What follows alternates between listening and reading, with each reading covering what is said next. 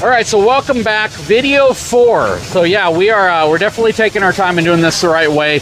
We are at the Brinkley Plant 7 Model G factory, showing you how they build these products. So go back and watch the first 3 videos before you watch this video, because they provide context into a lot of what you're gonna see in this video and how we made it this far. There's some really incredible stuff going on here, and I definitely wanted to start the video by going over some of that. So we're gonna kick this one off. Again, watch videos 1, 2, and 3. We go over all sorts of cool stuff, from cabinetry, selecting lumber, frame flex, lag bolts, all of that stuff, wiring harnesses, and what they're doing different. Video 4, we're gonna continue on with the roof because this is such an important part. Hang tight, I'll be right back.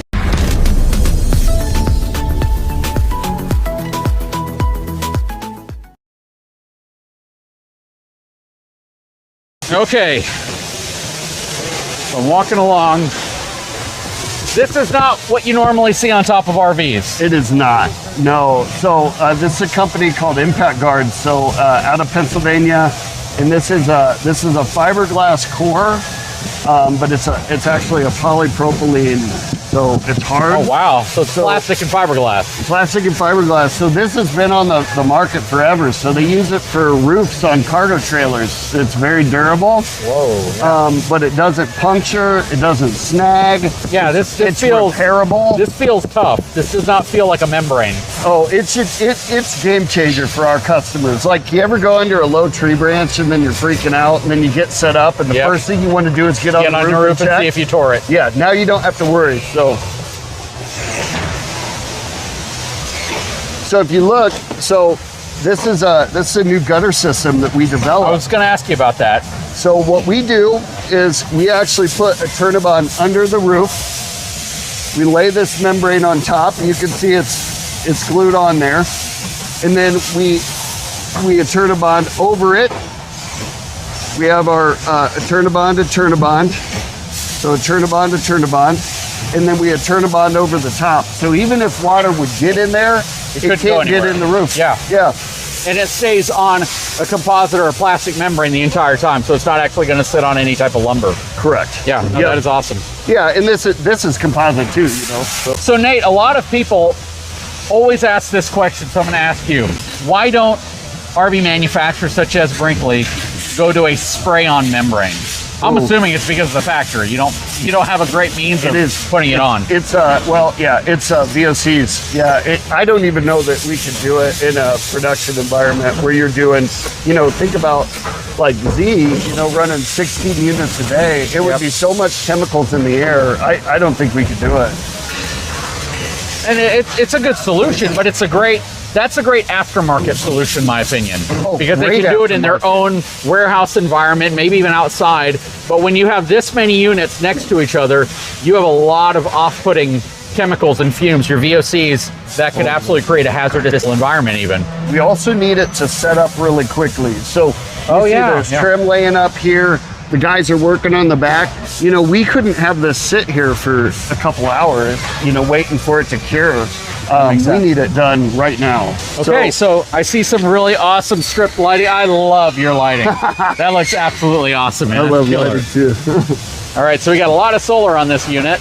Yeah, so this is standard. It comes with 800 watts. But to finish the conversation we were having before, so this Turnabond goes over the top. And then this is a no maintenance self-level. So your primary seal is under the feet, and then we come back over, but this will be good for 25 years. So there's no maintenance. Customers don't have to get on the roof and check seals. Everything is done for the duration. So to add to that, he's making this point because if you've never owned an RV before, you probably, unless you've researched it, never had to deal with getting on the roof of an RV to maintain stuff. And if you don't do that with a lot of other brands, you can void your warranty. You can put yourself in a position where this stuff, if it's a different brand and it's not a no maintenance type product, once it cracks, if you get moisture into your roof structure and it damages or delaminates or causes other problems, you voided the warranty of your RV because of that. I see they're checking out the leveling system right now. Oh yeah. But so that's critical And it's a maintenance point that if you don't have a no maintenance product like this, you absolutely need to remember to do. And I love the fact that you guys have gone to one more thing that doesn't require you to get on the roof of your RV. Is there any other maintenance that you all require or suggest for people to do on the roof of their RV? I mean, I think if you read our warranty manual, we suggest that maybe you get up annually just to make sure a tree branch didn't fall or cause damage, or one of these are cracked or something like that. But as far as like the materials we're using failing, there's nothing we're using anymore that's gonna fail. It's just for general inspection. General inspection. Okay. Yeah. No, that makes sense. Yeah, we wanted to create something where the customer is no longer burdened with the inspection process. Some of our customers are older; they're not really in a position to do it. Yeah, so. You don't want to put them on the roof if you can avoid it. Starlink, prep. Yeah. So it's prepped downstairs and up here. So. Oh, that is awesome. So, on one of the videos that I did, people asked me if the GE Profile AC is a good AC unit. I don't know the feedback behind that. I don't know where that came from, but there were some Brinkley owners that have told me specifically that there were issues with earlier on GE ACs. Are they largely resolved? I mean, yeah. So no, they GE deserves some of the blowback, but we love how they've responded. So the original Brinkley's had, it looks more like a bathtub. It's not a low pro. We had a ton of issues with them. We've replaced, I can't even tell you how many, tons. Since we've switched to the GE Profile Low Pro high efficiency, our warranty is almost zilch. Really? Like, comparable to the Furrion Chill Cube, which I think is one of the better ones on the market. Yeah. Like, we just looked at the warranty, and GE's just a titch less. So it's the original ones, but what I love about GE is they're replacing them. They don't push back. They stand behind their stuff. So okay, good deal. And is the reason you don't run the Chill Cube on here more because of the height, because it's a full profile unit? It's more because of the height. We have a great partnership with GE. Okay. All of these are high efficiency, so they only draw 11.6 amps full out. Okay. The other thing is they have built-in heat pumps that work down to 22 degrees. We've tested it a ton. Okay. So, yeah, and frankly, for GE is one of our best partners. They're great. So very cool. Yep. No, I definitely appreciate that. That was a question a lot of people asked, so I'm glad you addressed it. So Nate, you at Brinkley are one of the first manufacturers to adopt this square window kind of design from Lippert. Yep. Now, it's interesting because I almost feel like everything you guys have done, everyone else started trying to copy. Sure, yeah. But the weird thing though, is they're just copying it cosmetically. They're not copying it from the work perspective, putting in the extra, the engineering, the design, the infrastructure, the wiring harness, all the stuff that you're doing are what separate your unit from one that somebody's made to look like your unit, which is really incredible, and it's a big difference. That's also why your unit commands a higher price tag than the ones that are designed to replicate it from a cosmetic perspective. But one thing that I have seen, and I've seen it on a lot of lower cost units too, is that trend that you're starting to see more of, where regardless of the size of the RV, whether it's a toy hauler, fifth wheel, or travel trailer, people on the inside want to collaborate and talk with people on the outside. People on the outside want to talk with people on the inside. And right now, it's almost like that mentality that you're either in the RV or you're outside of the RV. The example that I like to give is if I'm sitting in lawn chairs and we're around a smokeless fire pit, or we're grilling, and I say, hey, where's mom? Or where's my kid? Or where's this person? Oh, they're inside the RV. And you've created a wall with windows that typically don't give you access unless you slide a window open or you prop it out just a few inches. I would love to see Brinkley units adopt kind of a strategy of that indoor-outdoor collaboration, where even if I'm sitting in an elevated position in a fifth wheel or a toy hauler or a travel trailer, I can prop a window open really high and I can hand things back and forth, or I can just literally be part of the conversation. Because for the mother who might be taking care of an infant in the air conditioning where the rest of the family's outside not caring how hot it is, it's great to have that collaboration without feeling like you're isolated inside of the RV or outside of the RV. So what are your thoughts on that? I think it's a great idea. It'd be kind of cool. I'd like to see it. It'd be very cool. And again, you're seeing all these side patio ideas and all these crazy ideas that it just seems like it's the practical evolution of that. Yep. Very cool. I like it. Okay, so we're looking at some windows here, and one of the comments that you've actually made in your own videos is talking about the fact that you guys don't use your traditional silicone sealant around things. No. You use automotive grade foam sealant. Yeah. Or foam seals. You want to talk about that real quick? Sure. This is like a forever seal, essentially. I mean, so this is a product that Ford actually used behind their windshields for years. And shoot, you'd find an old truck in the landfill. This is what's behind the windshield, and it's still not leaking. So this is an automotive a butyl covered foam, and it's just bulletproof. Now, if you have to take this window out, it's a total pain in the butt, but it's not going to leak. Yep, So, and to be honest, that's also the same type of tech that the automotive manufacturers use to seal their headlights. probably. It's that good of a product, so that is really cool. So a lot of people say when you do tours of Brinkley's, like, where's the sealant? They didn't put sealant, or don't see any sealant. That's intentional. It's intentional. Yep, and it not only does it cosmetically look better, and it doesn't eventually attract bugs that stick to it, but it also is because you're using a better seal. And I'm guessing this is the window package for one of these Model Gs, right? Yep, everything's prepped for the team, so we're not doing this online, so it's 100% every time. That is really cool. So this is going to go down, and all of these will go on one unit, right? Yep. Man, that's incredible. Yep. So electrical keeps going, but this is your prep kit for part of a unit. But even your Wagos are attached. Everything's done for the team offline. So this is your G12 board for the Firefly. My goodness. And this is why I don't build an RV in my yard. Lighting, switch panels, stereo equipment. And these bins are prepped for certain specific units, right? Yeah. All right, so there's a lot going on here, but it's part of the way that you properly load a unit. So when we attach the walls, we put pressure on the front end like it's on the truck.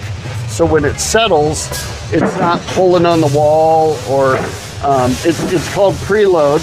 If you look from the bottom, those are all structural screws. Yep. Back. If you notice up top, we have a bunch of clamps on. That's because there's adhesive in there, and we're holding it in. But it's how you properly set a front end. So what's awesome about this, though, is you didn't try to do something completely different. You tried to modify it to do it the right way versus trying to come up with your own way. Does that make sense? Is that a good way of saying it? Yeah. It's like, even the preload, this is how you have to do it. Some people set them with tripods, but it doesn't support the walls right, side to side. So for us, I mean, there's just a specific rhyme or reason. Yeah, and this is the station that it happens, because over here you can see they don't have the jig or the support like they do here. So they put it in here, and they actually have a manual crank to start preloading it. So no, that's like the right way to do it. That's really awesome. So we'll keep this cage on it preloaded. They'll just slide it down with the unit until we set the front end, which is all aluminum, as you can see. Yep. Yeah, so if you notice here, there's composite, and then actually inside there, there's composite. It's just pushed back so we can run wires through. But this is what your lags go into. So you're downplaying it. I'm going to upplay it for you. Okay. This is traditionally lumber. Most Correct. people will simply have a piece of pine that they stuff in there, and it really doesn't even fit properly. It's just real loose inside there, because when you put a screw through, it bites into the wood, but in most cases, the wood's so small, it just splits the wood. Correct. So it's not going to create anything. But with composite, you can create it so as the screw goes in, let me guess, it's going to create friction. That heat essentially bores itself in, and that heat also allows the composite to kind of grab onto the screw. Am I saying that right? Exactly. Plus, with wood, there's always a chance that you'll split it, and then you lose all of your structure. And you don't even know that you've done that. That's the thing. You have no idea that you've actually done that. That is awesome. Look how that composite, it completely fills the void. There's no gap at all around it. That's awesome. Plus the fact that they have adhesive, and you can actually see the adhesive right here. And it's clamped, and they're using structural screws, which, if you haven't been introduced to a structural screw in your life, go buy a structural screw and compare it to a traditional screw. Structural screws are designed to be rated to actually exceed that of lag bolts at a smaller diameter, with much, much better pulling strength to them as well. They're just absolutely the best type of screws you can get for almost any application, whether you're building a deck at home or whether you're securing the upper deck to the sidewall. Okay, so to wrap up this video, I do want to focus on this area right here of the suspension. So of course, triple axle unit, running 17.5 inch tires. Yeah, Uniroyal Michelin. Uniroyal, good tires, but I noticed something a little different here. So you're running Easy Flex, which is a Dexter product. It's actually a really good product, but you're not running the Lippert Road Armor suspension back here. What's the reason for that? So in our track testing, Road Armor performs really well, but we run Sumo Spring suspension. Oh yeah, I see that. And with the Sumo Springs, the Easy Flex actually performed quite a bit better. So the combination of what we're putting together, it was the best application for the customer. What's interesting though, and I think the engineering behind Easy Flex versus Road Armor is kind of intriguing because they are two completely different concepts, right? Yes. The Road Armor has a center pivot point where it rocks like this. The Easy Flex is almost like an independent system because they squeeze independently against that center puck. So the only way you can really figure that out is through road testing. You know, you can't just throw an upgraded equalizer and say, oh, it's better. So that's cool that you guys actually switched to the Easy Flex, because I was wondering, because there's a lot of really good material on Road Armor. I helped launch that product, and to actually see that you guys are running Easy Flex here, it really made me wonder, like, why aren't you running Road Armor? That makes perfect sense. Yeah, we use Road Armor on Z without the Sumos, and it does a great job. That's cool. Yeah. All right, so as you can see, we still have a number of stations to hit, and we are currently at time limit for this video, so we're gonna wrap this video up. We're gonna move on to video number 5. So yeah, this is gonna be a very in-depth tour. I did not wanna make videos over a certain length because I wanted you guys to have digestible content and not get super bored. So definitely, if you haven't had a chance, subscribe to the channel. Stay tuned for video number 5.